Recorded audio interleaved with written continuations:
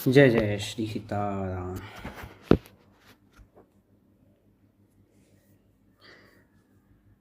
भगवान राम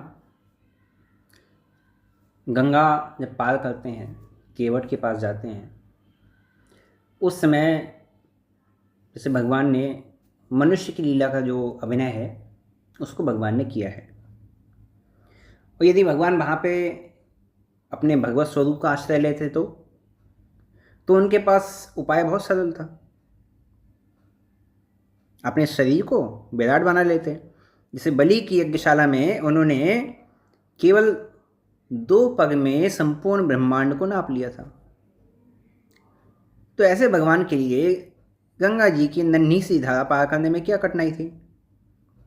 एक पैर उस पार रखते तो गंगा जी पार।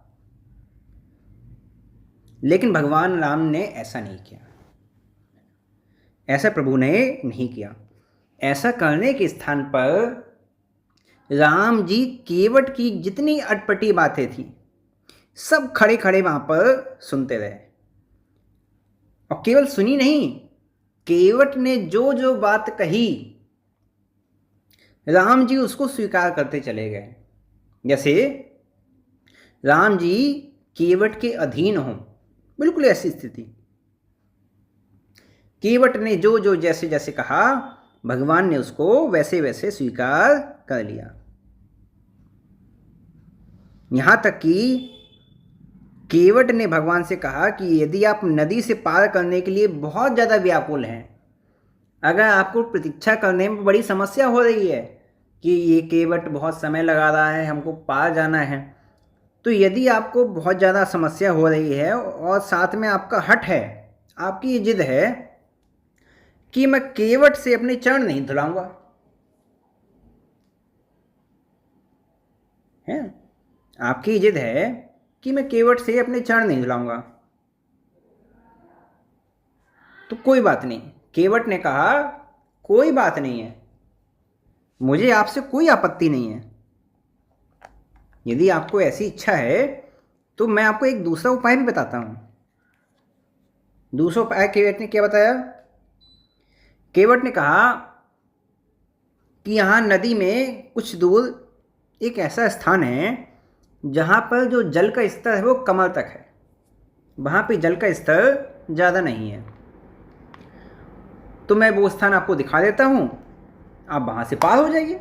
आपको लगता है कि मैं विलम्ब कर रहा हूँ, हो तो विलम्ब उतार नहीं पा लो, तो ठीक है, आपकी जैसी इच्छा है, तो मैं आपको वो स्थान दिखा देता हूँ, आप वहाँ से पार चले जाइए।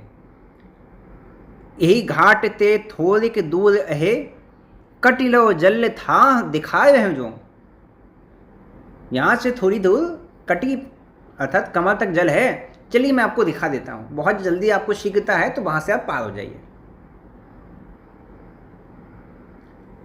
यदि देखा जाए तो क्या सचमुच राम जी के चरणों से केवट को इतना भय था?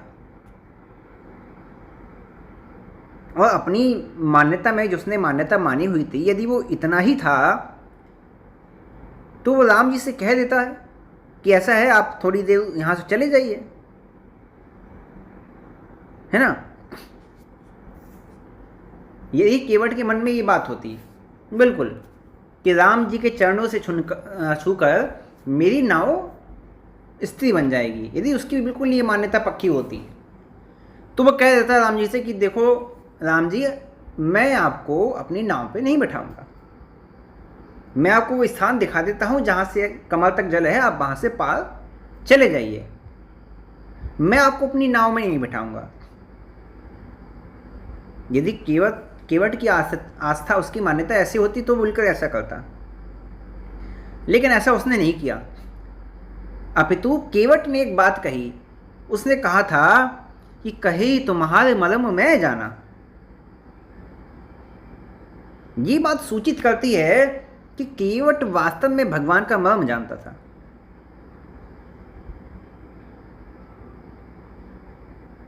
उसे पता था कि जो अपने जीवन में मर्यादा का निर्माण करने के लिए आए हैं, वो इस घाट की मर्यादा को तोड़कर नहीं जाएंगे।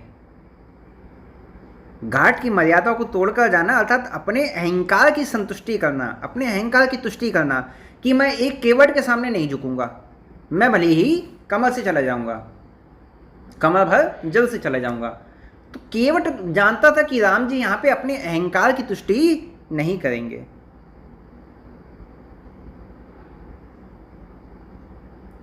ठीक है, आज भी अधिकांश लोगों की समस्या क्या है कि वो चाहते हैं कि हमें कम से कम काम करना पड़े, है ना। जीवन में विधि है, मर्यादा है, इनका पालन भी जीवन में कम से कम हो, लेकिन जो लक्ष्य हमारा हो, इनाम हमें मिले, वो बहुत ऊंचा प्राप्त हो।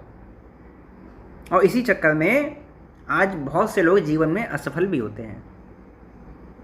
केवट कहता है कि राम जी, ये नदी का मार्ग है जिसे नौका से पार किया जाता है, और यदि कोई व्यक्ति नदी को नौका से पार करना चाहे तो उसे मल्लाह की इच्छा का पालन करना चाहिए, क्योंकि मल्लाह कौन है? नौका संचालक है। तो नदी पार यदि कोई भी करना चाहता है तो उसको चाहिए कि मल्लाह की इच्छा का पालन करे। और राम जी अपने चरित्र में इस बात का अपवाद नहीं बनने देते हैं। केवट जैसे जैसे राम जी से कहता जाता है, राम जी वैसे वैसे करते जाते हैं। उनके सामने ये बात नहीं थी कि भौतिक दृष्टि से वो चक्रवर्ती सम्राट के पुत्र हैं, और केवट कौन है? अत्यंत दीनहीन साधारण नागरिक है। ऐश्वर्य की दृष्टि से देखा जाए तो राम जी साक्षात ईश्वर हैं। तो केवट तो उनके सामने कुछ नहीं है। लेकिन राम जी की मर्यादा क्यों है? आज भी जब मैंने शाम का जो आपको सत्संग मिला होगा, उसमें भी भगवान की एक जगह मर्यादा की बात की थी कि भगवान राम जी के चरित्र की बात क्यों कहते हैं, भगवान के स्वभाव की बात कागभूषुंडी जी क्यों कहते हैं कि अस स्वभाव कहीं सुना होने देखो, के ही खगेश रघुपति समलेखो। राम जी की मर्यादा का प्रेम यही है कि जब वो केवट से वार्तालाप करते हैं तो वो राजा या भगवान बनकर बात करने के लिए नहीं जाते हैं।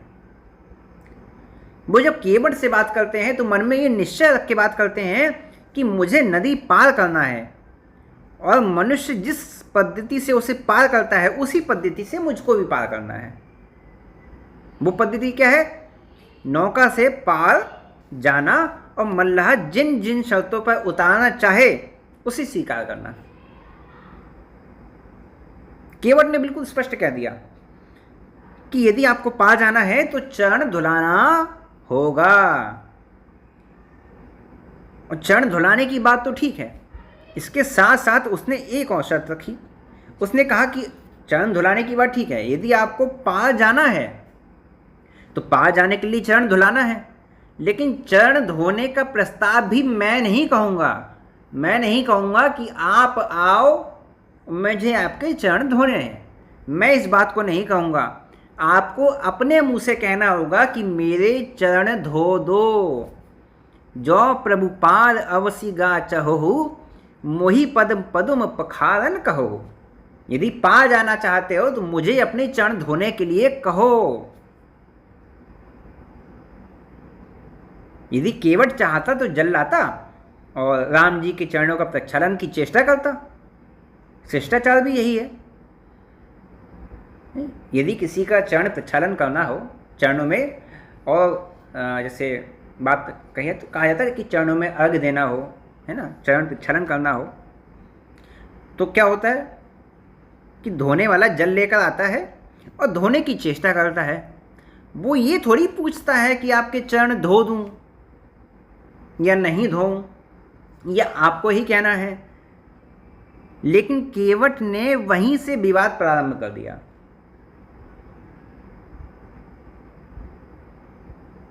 राम जी को गोस्वामी जी ने यहाँ एक बड़ा सुंदर संकेत दिया है। जिस समय राम जी गंगा के तट पर आकर खड़े हुए हैं, माता गंगा प्रसन्न हो गई। माता गंगा भगवान के चरणों से निकली है ना। तो भगवान के चरणों से माता गंगा निकली है, और अपने प्राकट्य स्थान भगवान के चरणों को देखकर माता गंगा को बड़ा आनंद हुआ।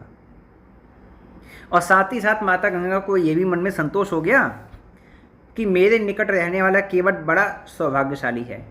आज ये नौका के द्वारा भगवान को पार करके अपने जीवन को धन्य बना लेगा।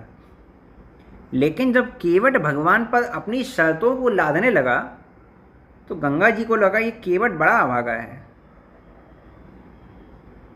गंगा जी को लगा कि यदि ये राम जी को पहचानता तो ये ऐसी मूर्खता नहीं करता।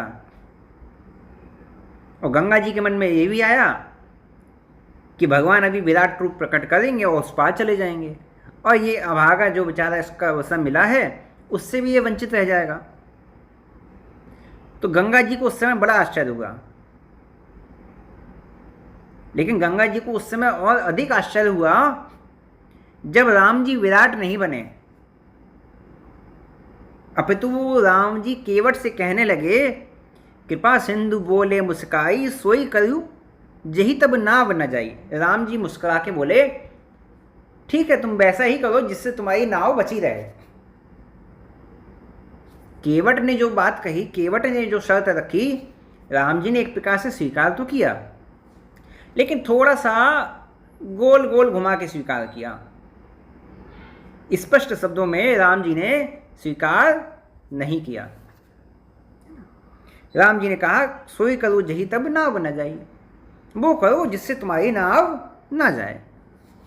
लेकिन केवट बड़ा हठीला था, वो अपने स्थान से उठा ही नहीं।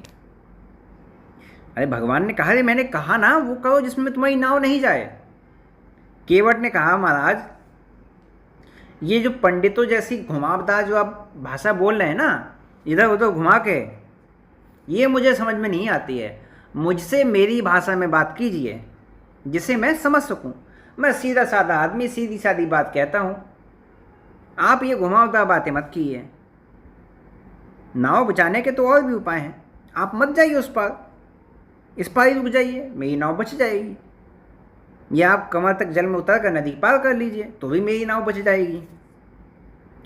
राम जी ने कहा, अरे भैया तुमको हम कैसे समझाएं, बेगी आने जल पाए पखारो, होत विलम्ब उतार नहीं पारो। अरे बहुत देर हो रही है, ऐसा करो तुम आओ और हमारे चरण पखा लो।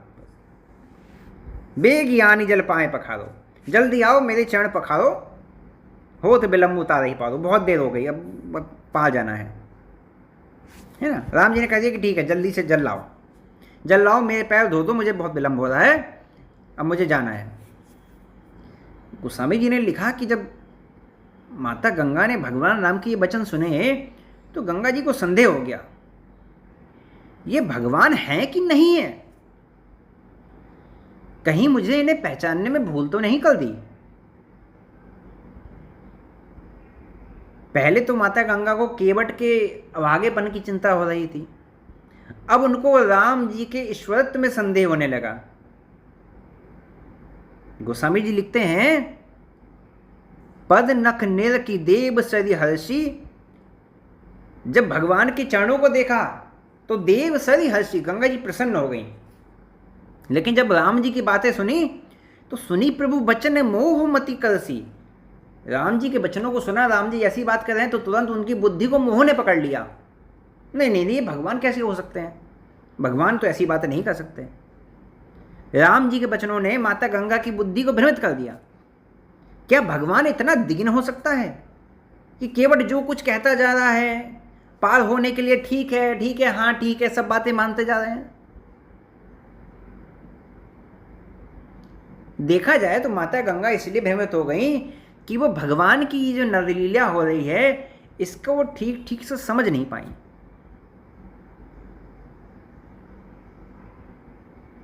राम जी मनुष्य के लिए वही पद्धति बताना चाहते हैं।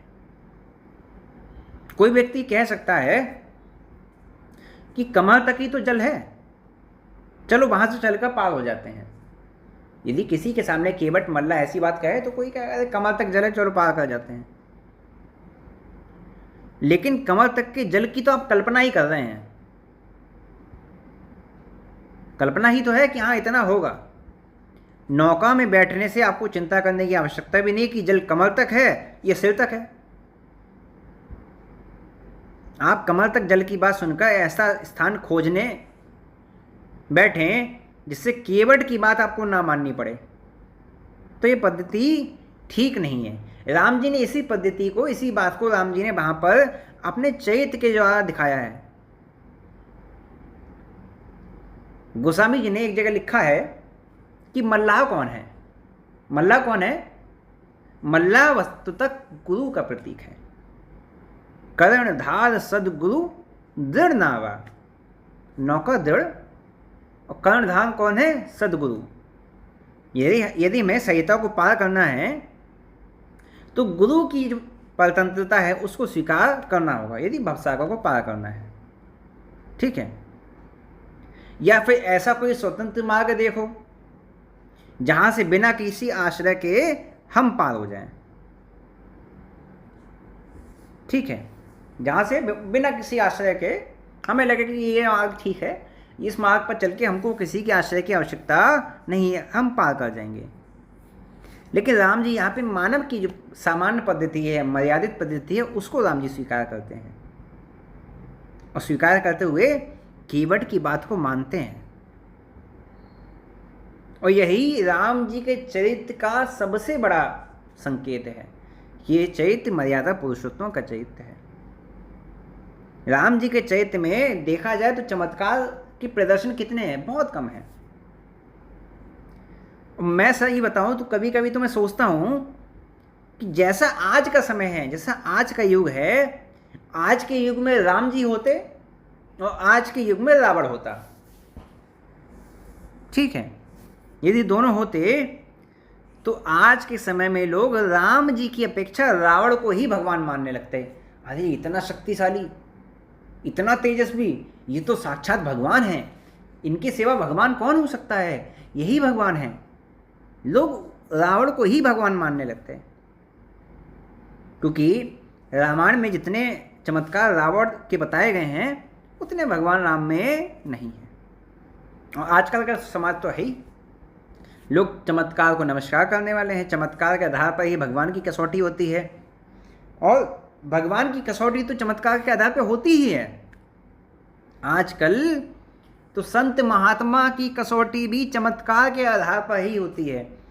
जिसके चमत्कार ज़्यादा वो बड़ा संत, जिसके चमत्कार कम वो छोटा संत, और जिसके चमत्कार हैं ही नहीं वो बेकार संत। वो संत ही नहीं है, वो बेकार है, वो किसी काबिल नहीं है, वो किसी काम का नहीं है। जिसके पीछे जब तक 50-60 साधु न चले तब तक वो पूजनीय नहीं है, तब तक वो संत है ही नहीं। और जिसको लोग सुनने लगे, जिसके पीछे लोग चलने लगे, है ना, जिसको मीडिया कवरेज देने लगे, वही संत है आज के समय में। कागभूषुंडी जी ने जब कलयुग का प्रभाव वर्णन किया है वहाँ पे उन्होंने बड़ा सुंदर कहा है इस विषय में, है ना। पंडित सोई जो गाल बजावा, वही पंडित है जो फालतू की बातें ज़्यादा करते हैं। तो यदि रावण आज होता तो रावण को लोगों ने भगवान मान लिया होता। लोग चमत्कार की खोज में ही पागल हैं, चमत्कार की खोज में ही लोग व्याकुल हो रहे हैं। कहते हैं कि देखो भगवान ना होता तो ये चमत्कार कैसे होता। यदि आजकल के समय को देखा जाए तो रामायण में क्या भगवान राम कहीं आकाश में चलते हुए दिखाई दिए? जबकि रावण आकाश में चलता हुआ दिखाई देता है। तो आज के समय को देखा जाए तो लोग के अनुसार भगवान कौन हुआ, राम जी या रावण? तो लोग कहेंगे नहीं, रावण भगवान है। आजकल के समाज के अनुसार, जैसे आजकल के लोगों का बौद्धिक स्तर है। लेकिन ठीक ठीक शब्दों में देखा जाए तो चमत्कार ही अगर भगवान की कसौटी है तो रावण में चमत्कार भाई कहीं अधिक है। यदि लोग चमत्कार को ही कसौटी मानते हैं तो सामान्य सी बात है कि रावण में चमत्कार ज़्यादा है, राम जी में चमत्कार नहीं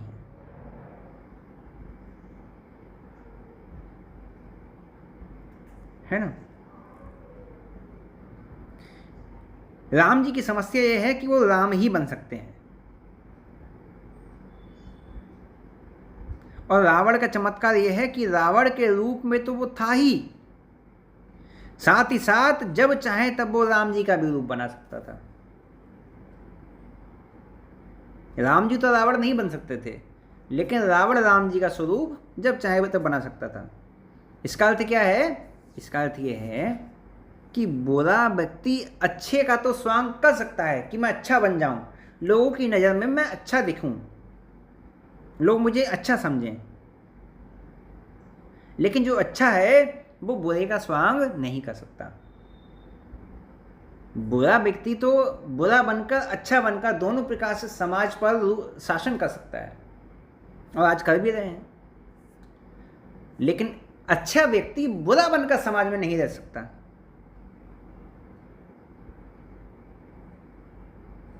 यही राम जी और रावण के चरित्र में मूलतः भेद है।